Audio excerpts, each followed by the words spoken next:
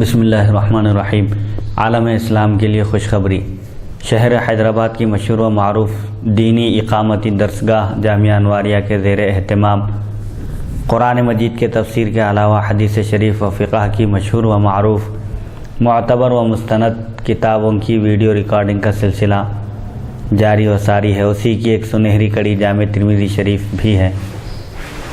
سب سے پہلے عربی عبارت پڑھی جائے گی اور احادیث شریفہ کی مختصر سی تشریح بیان کی جائے گی تاکہ سمجھنے میں آسانی ہو۔ اللہ تعالیٰ سے دعا ہے کہ وہ ہم کو سننے اور سنانے سے زیادہ ان پر عمل کرنے کی توفیق عطا فرمائے، آمین۔ بسم اللہ الرحمن الرحیم۔ ابواب الاطعمہ عن رسول اللہ صلی اللہ علیہ وسلم، حدیث نمبر 1848۔ باب ما جاء علی ما یأکل النبی صلی اللہ علیہ وسلم۔ حدثنا محمد بن بشار حدثنا معاذ بن ہشام حدثني ابي عن يونس عن قتادة عن انس قال ما اكل النبي صلى الله عليه وسلم على خوان ولا في سكرجة ولا خبز له مرقق، فقلت لقتادة فعلى ما كانوا يأكلون قال على هذه السفر، هذا حديث حسن غريب۔ قال محمد بن بشار يونس هذا هو يونس الاسكاف، وقد روى عبد الوارث عن سعيد بن ابي عروبة عن قتادة عن انس نحوه۔ حضرت صلی اللہ علیہ وسلم کھانا کس چیز پر رکھ کر کھاتے تھے۔ یہ اطعمہ کا بیان ہے کھانے کی چیزوں کا، کہ کون سی چیز شریعت میں کھانا جائز ہے اور کون سی کھانا ناجائز ہے، کون سی چیز کھانا حلال ہے اور کون سی چیز حرام ہے، اور کھانے کے آداب کیا ہیں اور اس کے طریقے کیا ہیں، یہ بتائے جائیں گے۔ حضرت صلی اللہ علیہ وسلم کھانا کس چیز پر رکھ کر کھاتے تھے۔ حضرت انس رضی اللہ عنہ سے روایت ہے، نبی اکرم صلی اللہ علیہ وسلم نے نہ تو عمدہ دسترخوان پر کھانا کھایا اور نہ چھوٹی پیالیوں میں، اور نہ ہی آپ نے چپاتی تناول فرمائی۔ راوی کہتے ہیں میں نے حضرت قتادہ رضی اللہ عنہ سے پوچھا صحابہ کرام کھانا کس چیز پر رکھ کر کھاتے تھے؟ فرمایا ان معمولی دسترخوانوں پر۔ یہ حدیث حسن غریب ہے۔ محمد بن بشار کہتے ہیں یہ یونس اسکاف ہیں۔ عبد الوارث نے بواسطہ سعید بن ابی عروبہ اور قتادہ حضرت انس رضی اللہ عنہ سے اس کے معنی حدیث روایت کی، یعنی حضور پاک علیہ السلام کا طریقہ سادگی کا، تواضع کا اور عاجزی کا تھا کہ آپ عمدہ دسترخوانوں پہ آپ کبھی کھانا تناول نہیں فرمائے، اور جیسے عام طور پر اغنیا کے مالداروں کے دستر پر مختلف قسم کی غذائیں ہوتی ہیں، کسی میں اچار ہوتا ہے، کسی میں گھی ہوتا ہے اور کسی میں مختلف مرغن غذائیں ہوتی ہیں، ایسا بھی آپ کا طریقہ نہیں تھا۔ آپ سادگی اور عاجزی اور تواضع کا طریقہ اختیار کیے ہوئے تھے، اور کبھی نرم روٹی بھی آپ تناول نہیں فرمائیں۔ تو پوچھنے والے نے پوچھا کہ پھر کس چیز پر رکھ کر کھانا کھاتے تھے، یعنی معمولی دسترخوانوں پر صحابہ کرام اور حضور پاک علیہ السلام کھانا تناول فرماتے تھے۔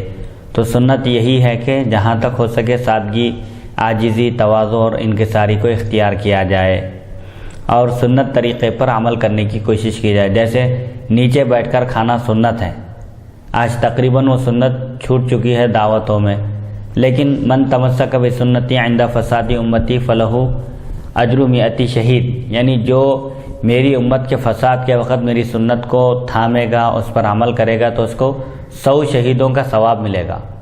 تو اس لحاظ سے سنتوں کا احیاء کرنے کی ضرورت ہے۔ بہت ساری سنتیں چھوٹتی جا رہی ہیں، احیاء کا مطلب کیا ہے؟ زندہ کرنے کی ضرورت ہے، ان پر عمل کرنے کی ضرورت ہے۔ جیسے نیچے بیٹھ کر کھانا ہے، اور امامے کی سنت ہے، اور مسواک کی سنت ہے، اور بہت ساری سنتیں ہیں جو آہستہ آہستہ لوگ غفلت کی وجہ سے یا سستی اور کاہلی کی وجہ سے چھوڑتے چلے جا رہے ہیں۔ ان کو ابو داؤد کی غالباً حدیث شریف ہے، میں نے سنا ہوں ہمارے اساتذہ کرام سے کہ حبیب مکرم صلی اللہ علیہ وسلم ارشاد فرماتے ہیں کہ اونچائی پہ رکھے کھانا یہ تکبر کی علامت ہے، اور اونچائی پہ رکھے کھانے سے منع کیا گیا ہے، او کما قال صلی اللہ علیہ وسلم۔ تو یہ مستقل کھانا مراد ہے یہاں پر، جیسا کہ آج ہمارے حیدرآباد دکن میں یہ رواج رائج ہو چکا ہے اور یہ چیز عام ہو چکی ہے کہ اکثر دعوتوں میں، ولیمے کے دعوت ہو یا شادی کی دعوت ہو یا کوئی بھی فنکشن ہو، ٹیبل کے اوپر سب لوگ کھا رہے ہیں، تو ٹیبل اونچائی پہ ہوتا ہے تو لازمات ہے کہ اونچائی پہ رکھے کھانے سے حضور صلی اللہ علیہ وسلم نے منع کیا ہے، روکا ہے اور پسند نہیں کیا ہے۔ تو اب ایسی صورت میں کیا کرنا چاہیے؟ ایسی صورت میں اگر کہیں مجبوری ہے ایک الگ بات ہے، لیکن خاص طور پر علماء کو اور جو قوم کے ذمہ دار لوگ ہیں، جو نمونہ ہیں، مقتدیٰ ہیں، ان کو کم از کم اس طرح کرنے سے احتیاط کرنا چاہیے تاکہ لوگ ان کے نقش قدم پر چلیں۔ اقتداء کرنا چاہیے کا مطلب یہ ہے کہ علماء کرام جو ہے وہاں سے کھائے بغیر چلے جائیں دعوت میں؟ ہاں، اب اس سلسلے میں مسائل جو بیان کیے گئے ہیں وہ یہ ہے کہ اگر کوئی شخص مقتدیٰ ہے، امام ہے، جیسے مثال کے طور پر ایک فنکشن میں، ایک شادی میں بینڈ باجا ہے، ڈانس ہو رہا ہے اور وہاں علماء پہنچ گئے ہوں اور وہ لوگ روکنے کی قدرت رکھتے ہوں، اتنا ان کا پاور ہے کہ وہ لوگ اس کو رکا سکتے ہیں، تو ان پر رکانا لازم ہے، ورنہ زبان سے تو روکنا یہ علماء کی ذمہ داری ہے۔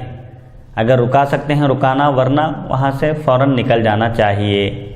جی ہاں، اگر ایسے علماء ہیں جو مقتدیٰ ہیں، قوم جن کو دیکھ کر جن کو نمونہ بناتی ہے، آئیڈیل بناتی ہے، ایسے علماء کو تو اگر قبل وقت اطلاع ہو، پہلے سے معلوم ہو، تو ان کو شریک ہی نہیں ہونا چاہیے تاکہ لوگ بھی اس گناہ میں شریک ہونے سے بچ جائیں۔ اب یہ آپ جو فرما رہے ہیں مفتی صاحب جی کہ یہ تو ناچ گانا ڈانس جی اور یہ جو بیہودہ جو کام ہیں، جو حرکتیں ہیں، جی تو یہ تو شریعت میں حرام ہے، جی لیکن یہاں جو اونچائی پہ رکھ کے کھانے کا جو مطلب ہے، جو حضور اکرم صلی اللہ علیہ وسلم نے منع کیا ہے، جی اس میں اور اس میں فرق ہے۔ جی یہ مباح ہے، سنت ہے، جی اونچائی پہ رکھ کے کھانا یہ تکبر کی علامت بتائی گئی۔ ہاں، البتہ اگر تکبر نہیں ہے، اس کو مطلب سادگی ہے، طبیعت میں تکبر نہیں کر رہا، جی اور بغیر تکبر کی نیت سے اگر بیٹھ رہا ہے تو ایک آدھ وقت اس کی اجازت شریعت میں مل سکتی ہے، نیت تکبر کی نہیں ہے، لیکن گانا بجانا تو حرام ہے، وہ تو حرام، وہاں تو آنا ہی نہیں چاہیے، ایسی دعوت تو آنا ہی نہیں چاہیے۔ گانے بجانے کے علاوہ جہاں پر سنت بھی ترک ہو رہی ہو،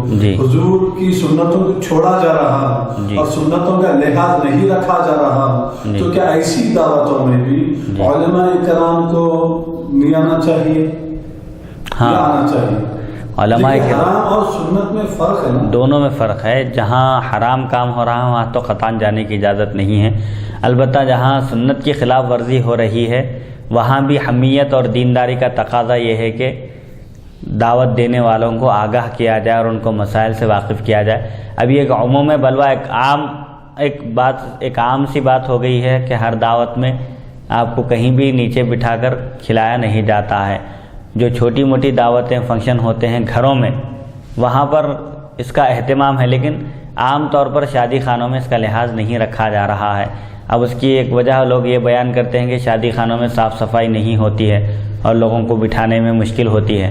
اب چپل چھوڑ کر آتے ہیں لوگ، شطرنجیاں خراب ہو جاتے ہیں، پھر ایک دستر اٹھنے کے بعد جب دوسرے دستر کے لوگ بیٹھتے ہیں تو صاف صفائی نہیں رہتے، تو یہ مختلف عذر پیش کرتے ہیں۔ بہرحال اب کوئی دعوت بھی آپ کو ایسی نہیں ملے گی جہاں پر نیچے بٹھا کر کھلایا جا رہا ہو۔ اب مجبوراً اگر کہیں جا رہے ہیں اور تکبر کی نیت نہیں ہے تو اس کو شرعاً اجازت ہے بیٹھنے کی، لیکن اس کو عادت نہیں بنانا ہے، اس کو بھی کم سے کم گھر میں تو کھانا چاہیے، کم سے کم جہاں اہتمام کر سکتے ہیں وہاں تو پورا اہتمام کرنے کی ضرورت ہے۔ تو اب یہ ایک چیز ہوئی جی، فساد امت کے وقت کا آپ جو فرمائیں، جی، یعنی فساد امت کا مطلب یہ ہے کہ جس زمانے میں جی اور جس دور میں جی حضور اکرم صلی اللہ علیہ وسلم کی سنتوں کو چھوڑا جا رہا ہو، جی، نظر انداز کیا جا رہا ہو، جی، یا اس پر عمل نہیں کر رہے ہیں، جی، تو ایسی صورت میں ان سنتوں پر عمل کرنا، کرتے ہوئے اس پر جم جانا، جی، اسی پر اس کا انتقال ہونا، جی، یعنی وہ سنت کو جو ہے نا عادت بنا لینا انہیں عمل کرنے کی، جی، اور اس پر گامزن ہو جانا، استقامت کے ساتھ، پامردی کے ساتھ اس کو جم جانا چاہیے اس سنت میں، جی، تو ایسی صورت میں اس کو 100 شہیدوں کا ثواب ملے گا، جی، ورنہ ایک آدھا سا عمل کر رہا ہے تو اس کو ثواب ملے گا لیکن 100 شہیدوں کا ثواب نہیں ملے گا۔ جی ہاں، کیونکہ تمسک کے معنی ہی یہی ہے کہ مضبوطی سے تھامنا، تھامنے سے مراد یہ ہے کہ اس پر عمل شروع کرنے کے بعد اس پر ثابت قدم رہنا، جی، اس میں کبھی سستی اور کوتاہی نہیں کرنا، اسی پر ثابت قدم رہنا، اسی پر اس کا انتقال ہونا، یہ ہے تو ایسے شخص کے لیے 100 شہیدوں کا ثواب ملے گا۔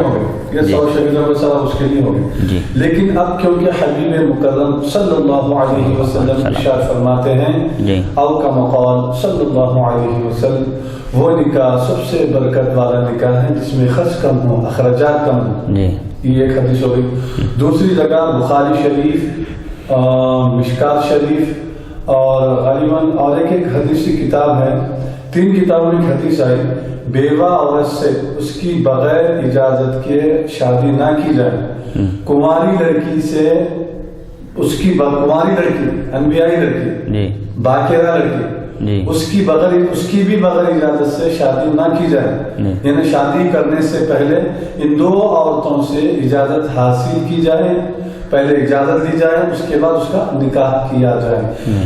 تو اب امام اعظم ابو حنیفہ رحمۃ اللہ علیہ کے پاس لڑکا لڑکی اگر راضی ہو، والد اور والدہ یا سرپرست، اگر والد کا انتقال ہو گیا تو باپ داخل بڑا بھائی ہے، وہ بھی نہیں ہے تو چھوٹے بھائی ہیں، وہ بھی نہیں ہے تو چچا ہے، الغرض یہ ہے کہ کوئی بھی سرپرست ہو، تو اگر لڑکی راضی نہیں ہے یعنی سرپرست کسی اور لڑکے سے اس کی شادی کرانا چاہ رہے ہیں، نکاح کرانا چاہ رہے ہیں، میرج کرانا چاہ رہے ہیں، لیکن لڑکی اس نکاح سے راضی نہیں ہے، تو ایسی صورت میں سرپرستوں کو یہ اختیار نہیں ہے کہ اس کا نکاح کیا جائے۔ اس حدیث کی روشنی میں بھی جو میں آپ کی خدمت میں پیش کیا ہوں، میری اصلاح فرمائیں اگر میں غلط ہوں۔ تو پھر دوسرے نمبر پہ جو ہے اگر لڑکی ان بغیر سرپرستوں کی اجازت کے اپنی مرضی سے خواہش سے جو کوئی لڑکا اس کو پسند آ جائے اس سے نکاح کرنا چاہتی ہے، شادی کرنا چاہتی ہے، تو وہ کر سکتی ہے، شریعت میں اس کی اجازت ہے۔ جی شریعت میں اجازت ہے۔ اگر لڑکی بالغ ہے تو احناف کے پاس اس کو اپنا نکاح کرانے کا اختیار ہے، یہ کوئی اس کو اختیار ہے۔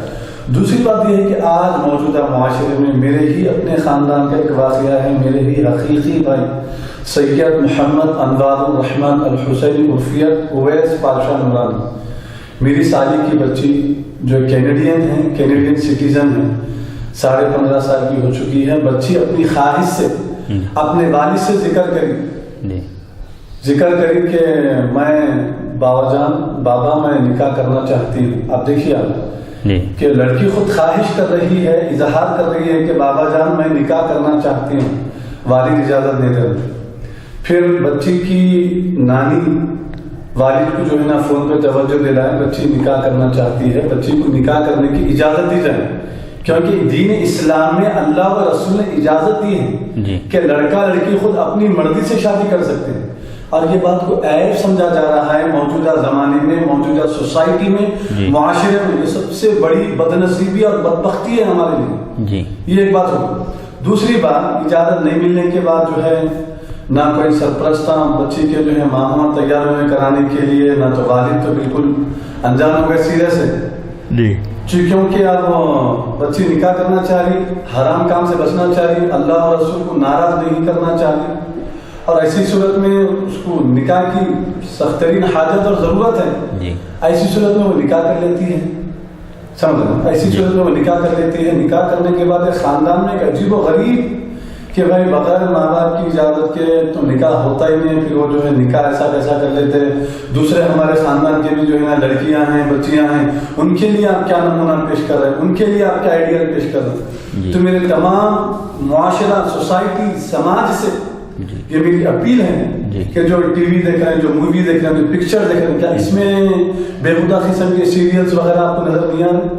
اس سے جو ہے گھر کا معاشرہ، سماج، سوسائٹی نہیں ہے، اس میں کچھ فرق نہیں آ رہا، اس میں کچھ تبدیلی نہیں آ رہی۔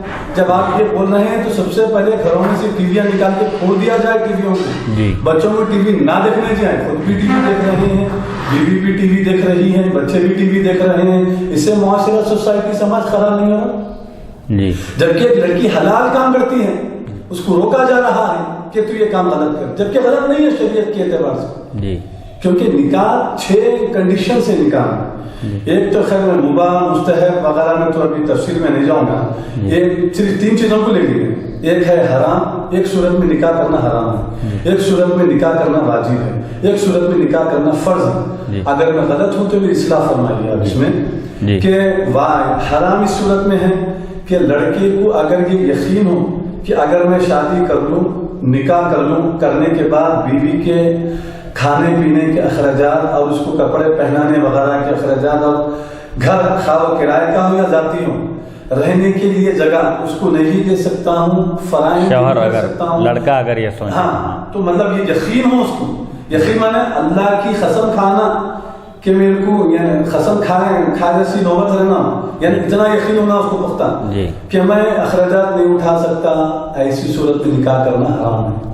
حقوق ادا نہیں کر سکتا، جیسے کھانے پینے کے، اس کی جو ذمہ داریاں شوہر پر شادی کے بعد عائد ہوتی ہیں، ان ذمہ داریوں کو اگر پورا نہیں کر سکتا تو پھر حرام ہے. حرام ہے. واجب اس صورت میں کہ اس کو یعنی زنا کرنے کا اگر اندیشہ ہو، خدشہ ہو، یہ خواہ لڑکی ہو یا لڑکا ہو، تو ایسی صورت میں اس کو نکاح کرنا واجب ہے. اور ایک ایسی صورت میں جیسا حرام جو ابھی میں آپ سے عرض کیا، اسی طرح اس کا اپوزٹ ہے دیکھیے، یعنی ایسی صورت میں نکاح کرنا فرض ہو جاتا ہے جبکہ آپ کو یہ یقین ہو کہ اگر اب میں شادی یا نکاح نہیں کرا تو یقیناً میں زنا کر بیٹھوں گا، یعنی حرام کام کا ارتکاب میرے سے ہو جائے گا. ایسی صورت میں نکاح کرنا فرض ہے. یہ کنڈیشن آ چکی تھی تو لڑکی لڑکا اللہ و رسول کو راضی کرنے کے لیے، اللہ و رسول کو خوش کرنے کے لیے نکاح کرتے ہیں تو پورے خاندان میں کوہرام مچ جاتا ہے کہ یہ کیا جو ہے نا کام ہو گیا، ہمارے بچوں کے لیے آپ کیا آئیڈیل دے رہے ہیں، ہمارے بچوں کے لیے آپ کیا نمونہ دے رہے ہیں، ایسا کیسا شادی کرتے، باقاعدہ میٹنگیں بٹھائی جا رہی ہیں. اس کے بعد ماموں بولتا ہے کہ یہ نکاح کو توڑ دیا جائے، یہ نکاح ہی نہیں ہوا. ادھر لڑکی کا ذہن بنایا جا رہا ہے، ادھر لڑکی کو ٹارچر کیا جا رہا ہے، اور دولہے کے پاس سے جو ہے نا بچے کو جو ہے لے کے آ گئے پورے مل کے ہلہ مچا کے کہ کیا جہالت ہے عوام کی، کہ کدھر جا رہی ہے عوام. جبکہ قرآن مجید میں اللہ تعالیٰ ارشاد فرماتا ہے میاں بیوی یعنی نکاح ہونے کے بعد میاں بیوی میں جدائی ڈالنا، ان کے اندر فساد اور فتنہ پیدا کرنا، ان کے اندر یعنی آپس میں دور کرنے کو اللہ و رسول نے یہ شیطانی فعل قرار دیا، یہ شیطان کا کام قرار دیا گیا. تو اس صورت میں آپ کچھ اس پہلو پر، اس موضوع پر روشنی ڈالیے، کیونکہ اب کیا یہ فساد امت نہیں ہے؟ یعنی اب وہ لوگ یہ بول رہے ہیں کہ خیر والد راضی نہیں ہوئے، والدہ راضی نہیں ہوئے، ماموں راضی نہیں ہوئے ہوں گے، کوئی بھی راضی نہیں ہوئے ہوں گے، بچی کی سگی خالہ اور خالو کو کوئی حق نہیں ہے کرانے کا. جب سگی خالہ اور خالو کو حق نہیں ہے تو پھر یہ کہا جا رہا ہے کہ آپ جو ہے خاندان کے دوسرے سرپرستوں سے پوچھنا چاہتے. دوسرے سرپرست تو بھوت کے رشتے دار ہوں گے، ان کے سگی خالہ خالو قریبی رشتے داری ہے نا، ان لوگوں سے تو ان کو چھوڑ کے دوسرے اور خاندان کے سرپرستوں سے پوچھا جائے گا. جبکہ ایک صحابی رسول جو روزانہ حضور اکرم صلی اللہ علیہ وسلم کی بارگاہ میں پابندی کے ساتھ حاضر ہوتے تھے، چند دن آپ کی بارگاہ میں گئے، جو ہمارے ترمذی شریف کے ابواب النکاح میں یہ حدیث آئی تھی، آپ اس کی تلاوت فرمائے تھے، یہ حدیث مبارک کی جو اسٹوڈیو میں ہم اس کی ریکارڈنگ کیے تھے، ابواب النکاح عبد الرحمن بن عوف کا واقعہ. جی آپ سنائیے یہ واقعہ، اس کے بعد میں کچھ عرض کرتا ہوں. تو یہ حضرت عبد الرحمن بن عوف رضی اللہ عنہ ایک عرصے تک حضور کی خدمت میں حاضر نہیں ہوئے، پھر ایک زمانہ گزرنے کے بعد حاضر ہوئے تو حضرت پاک علیہ الصلوۃ والسلام نے ان پر زردی کا اثر دیکھا، کچھ نشان. تو پوچھا کہ یہ کیا نشان ہے، یہ کیا ہے دھبا؟ تو انہوں نے عرض کیا کہ میں نے ایک فلاں عورت سے نکاح کیا اور اس کے عوض میں اتنا مہر باندھا ہے. تو حضرت پاک علیہ الصلوۃ والسلام نے فرمایا کہ اولیم ولو بشاتن، ولیمہ کرو اگرچہ کہ ایک بکری سے ہی کیوں نہ ہو. تو اس روایت سے معلوم ہوتا ہے کہ وہ صحابی کا عقد ہوا، ان کا نکاح ہوا، لیکن حضرت پاک علیہ الصلوۃ والسلام کو چند وجوہات کی بنا پر شاید وہ اطلاع نہیں دے سکے، لیکن حضرت پاک علیہ الصلوۃ والسلام نے ناراضگی کا اظہار نہیں فرمایا. حدیث میں وجوہات کا ذکر نہیں ہے، وجوہات کا ذکر نہیں ہے، لیکن پھر بھی حضور صلی اللہ علیہ وسلم ناراض نہیں ہوئے. جی ناراض نہیں جی، جو امت کے لیے تعلیم ہے نا اس حدیث مبارک میں. اور حضور سے بڑھ کر سرپرست کون ہو سکتے ہیں؟ وہاں پر ماں باپ سے بھی بڑھ کر تھے حضور، لیکن حضرت پاک علیہ الصلوۃ والسلام کو بھی اطلاع نہیں دی گئی. جب نکاح ہوا اس کے بعد وہ آئے تو حضرت پاک علیہ الصلوۃ والسلام اپنی خوشنودی کا اظہار فرمائے اور ولیمہ کرنے کا ان کو حکم دیے. اب جبکہ حضور اکرم صلی اللہ علیہ وسلم سے وہ صحابی رسول نہ پوچھے نہ دعوت دیں جی، پھر یہ بات ہمارے خاندان کے جو رشتے دار ہیں اللہ ان کی اصلاح فرمائے جی، وہ لوگ یہ بولتے ہیں خاندان کے دوسرے سرپرست نہیں تھے کیا؟ رسول اللہ سے بڑھ کے بھی کوئی ہو سکتے ہیں؟ النبی اولیٰ بالمؤمنین من انفسہم، پھر مومنوں کی جان سے بڑھ کر ہیں. بلکہ حضرت پاک علیہ الصلوۃ والسلام نے ایک حدیث میں فرمایا کہ میں مومنوں کا مولا ہوں اور ان کا سرپرست ہوں فرمایا. تو حضور سے بڑھ کر کسی اور کی سرپرستی نہیں ہو سکتی. حضور کی موجودگی میں، آپ کے عہد مبارک میں نکاح ہو رہے ہیں لیکن آپ کو اطلاع نہیں دی گئی تو آپ ناراضگی کا اظہار نہیں فرمائیں. اس سے معلوم ہوتا ہے کہ بھئی ہنگامی حالات میں یا کبھی ایسے کوئی ضرورت پیش آ جائے جس میں بڑوں کو اطلاع نہیں دی جا سکتی ہے تو وہاں پر اجازت ہے شرعاً. اس میں کوئی خواتین اس حدیث کی روشنی میں ترمذی شریف کی جی، اور ابو داؤد کی ایک روایت ہے کہ اگر تمہارے پاس ایک ایسے شخص کا پیام آئے جس کے دین سے اور جس کے اخلاق سے تم راضی ہو، کیونکہ شریعت میں دینداری کو ملحوظ رکھنے کا حکم دیا گیا۔ حدیث شریف میں آیا ہے تنکح المرأۃ لاربعین، عورت سے 4 صفتوں کی بنیاد پر نکاح کیا جاتا ہے، جس عورت 4 خوبیوں کی بنا پر جس عورت کا بھی انتخاب کیا جاتا ہے، جس عورت سے بھی شادی کی جاتی ہے، ان میں 4 باتوں میں سے کسی ایک بات کو پیش نظر رکھا جاتا ہے، یا تو مال یا جمال یا خوبصورتی یا حسب نسب یا دینداری۔ تو آپ فرمائیں کہ دینداری کو اختیار کرو، تمہاری زندگی کامیاب رہے گی۔ تو یہود و نصارہ، یہود کے پاس مال کی اہمیت تھی، مال کی بنیاد پر وہ لوگ عورتوں سے نکاح کرتے تھے، اور نصارہ خوبصورتی کو پیش نظر رکھتے تھے کہ عورت کا خوبصورت ہونا ضروری ہے نکاح کے لیے۔ ان کے پاس خوبصورتی ان کے پاس معیار تھا عورت کے انتخاب کے لیے۔ اور حسب نسب مشرکین کا یہ طریقہ تھا کفار مکہ کا کہ وہ لوگ حسب نسب کو دیکھتے تھے، اپنے سے کمتر سے نکاح نہیں کرتے تھے، جو ان کے برابر ہے، مد مقابل ہے، ہمسر ہے، اسی کا وہ لوگ انتخاب کرتے تھے۔ لیکن اسلام یہ کہتا ہے کہ دینداری کو پیش نظر رکھو، کیونکہ خوبصورتی آج ہے کل ختم ہو جائیں گی، آج دولت ہے کل اللہ تعالیٰ اس کو دولت سے محروم بھی کر دے سکتا ہے۔ اور حسب نسب ہے، دنیا میں کام آئیں گا حسب نسب، لیکن قیامت کے دن سب حسب نسب ختم ہو جائیں گے سوائے حضرت پاک علیہ الصلوۃ والسلام کے حسب و نسب کے، وہاں سب ختم ہو جائیں گے۔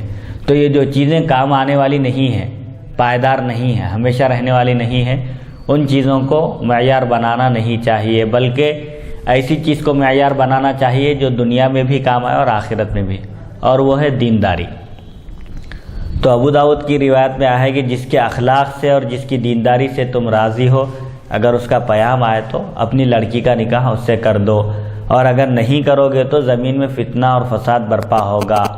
مطلب یہ ہے کہ ایک لڑکا اور لڑکی جب بالغ ہو جائیں اور لڑکے کا پیام آئے، رشتہ آئے، اور اس لڑکے کے رشتے سے لڑکی والے راضی ہیں، رشتے سے مطلب اس کے اخلاق سے اور اس کی دینداری سے راضی ہیں، لیکن بعض لوگ رکاوٹ بن رہے ہیں۔ لڑکی راضی ہونا ہے نا؟ ہاں، اصل لڑکی راضی ہونا ہے، لڑکی راضی ہے، اور بعض لوگ اس میں رکاوٹ بن رہے ہیں۔ تو ایسی صورت میں کیا ہوگا؟ اگر اس لڑکے سے لڑکی کا نکاح نہیں کریں گے تو ان لوگوں کے حرام کاری میں مبتلا ہونے کا خدشہ ہے، ڈر ہے، اندیشہ ہے۔ لہٰذا اگر کسی کے اخلاق اور دینداری سے راضی ہو تو اس کا پیام آئے تو رد مت کرو، قبول کرو اور نکاح کر دو، ورنہ لڑکیاں جب بالغ ہو جائیں گی، لڑکے بالغ ہو جائیں گے، اور ان کو حلال طریقہ اگر فراہم نہیں کیا جائے گا تو ظاہر بات ہے شیطان ان کو وسوسہ ڈال کر برائی کے راستے پر ڈال دے گا۔ اسی لیے ضرورت اس بات کی ہے، موجودہ ماحول میں چونکہ فتنہ اور فساد زیادہ ہو چکا ہے، برائیاں عام ہو چکی ہیں، قیامت کی یہ نشانی ہے۔ حضور فرمائے کہ برائیاں عام ہو جائیں گی، جو برائیاں لوگ چھپ کر کرتے تھے پہلے اب علانیہ کریں گے، اور اس میں حیا بھی محسوس نہیں کریں گے، بلکہ یہ تک آیا ہے حدیث شریف میں کہ قیامت کے قریب لوگ فعل زوجیت کریں گے، یعنی ہم بستری کریں گے باہر، جانوروں کی طرح یہ فعل کریں گے۔ تو اس وقت یعنی حرام کاری کریں گے، زنا کریں گے، حرام کاری کریں گے، علانیہ برسر عام۔ تو اس وقت دیندار آدمی وہ ہوگا جو ان سے یہ کہے کہ بھائی کم سے کم پردہ کرو، حرام کام کر رہے ہیں، تم غلط کام کر رہے ہیں، لیکن اس کو تو چھپ کے کرو، کم سے کم لوگوں کی نظر سے چھپ کر کرو۔ اس وقت یہ شخص دیندار آدمی ہوگا، یعنی اللہ سے ڈرنے والا ہوگا یہ شخص۔ تو اب موجودہ ماحول میں، اور جبکہ ٹی وی اور سیریلز کے ذریعے اخلاقی خرابیاں بھی عام ہو چکی ہیں، ایسے وقت پہ سرپرستوں کی ذمہ داری یہ ہے کہ وہ لڑکا اور لڑکی بالغ ہوتے ہی فوراً ان کی شادی کا انتظام کر دیں، تاکہ ان کو گناہ سے بچنے کا موقع فراہم کیا جائے، حلال طریقہ اختیار کرنے کا ان کو موقع فراہم کیا جائے۔ دیکھیے کیونکہ اب شادی بولے تو جیسا کہ ہمارے خاندان میں جو دیگر لوگ جو ناراض ہوئے ہیں، اللہ ان کی اور میری اصلاح فرمائے۔ آمین۔ بھائی وہ ایسا کہتا شادی کر دیتے، وہ خالی جو ہے نا قاضی صاحب ہے اور خطبہ نکاح ہوا، اور بچی کی خالہ خالو تھے، اور پھر دولہے والے کی طرف سے تقریباً ان کے اہل خاندان کے کافی لوگ تھے اس نکاح میں۔ وہ کیسا نکاح ہوا؟ یہ بھی کوئی نکاح ہے؟ جبکہ حضور فرما رہے وہ نکاح سب سے برکت والا نکاح ہے جس میں خرچ کم ہو۔ رسول اللہ جو فرما رہے ہیں وہ دین ہے، تم جو فرما رہے ہیں، تمہارے بابا دادا جو فرما رہے ہیں وہ دین میں ہونا۔ دین وہ ہے جو اللہ اور رسول ارشاد فرما رہے ہیں۔ تم جو فرما رہے ہو وہ دین نہیں ہے، وہ کچرا کنڈی میں کوڑے دان کی نظر ہے جی. ہاں وہی بات جیسا کہ مشکات شریف کی حدیث ہے، حضور صلی اللہ علیہ وسلم ارشاد فرماتے ہیں اللہ و رسول کی یعنی اللہ تعالیٰ کی نافرمانی میں کسی کی اطاعت مت کرو. اطاعت تو صرف نیکی کے کاموں میں ہے. ہاں اگر ہمارے خاندان کے جیسا بزرگ حضرات ہیں، بزرگ ہمارے جو ہے نا سرپرست ہیں، تو ان کے جوتیاں میرے آنکھوں میں اور میرے سر پر ہیں، کیونکہ ہمارے سرپرست ہیں، ہمارے بزرگ ہیں. اگر وہ شریعت کے مطابق حکم دیتے ہیں تو یقیناً اس کو قبول کرنا چاہیے، کیونکہ اگر شریعت کے مطابق وہ حکم دے رہے ہیں، کوئی بات بول رہے ہیں جو شریعت سے نہیں ٹکرا رہی ہے، ویسی بات اگر ہم نہیں سن رہے تو یہ ہماری بد نصیبی ہے جی. لیکن جبکہ یہ کام شریعت کے مطابق ہوا تو پورے رکاوٹ بن رہے. یہ کیا نادانی ہے جی، یہ جہالت ہے. اور عقد کے لیے، نکاح کے لیے 2 گواہوں کا ہونا شرط ہے. ایک مجمع کثیر کا ہونا. یہ خطبہ نکاح بھی سنت ہے. اگر کہیں خطبہ نکاح نہ پڑھا جائے، صرف گواہوں کی موجودگی میں عاقدین سے، دلہا اور دلہن سے اقرار لیا جائے، جیسے وہ جو طریقہ ہے قبول کرنے کا، اگر وہ لوگ قبول کر لیں ایک دوسرے کو تو بھی عقد ہو جاتا ہے. خطبہ نکاح سنت ہے. لوگوں کا جمع ہونا یہ بھی سنت ہے.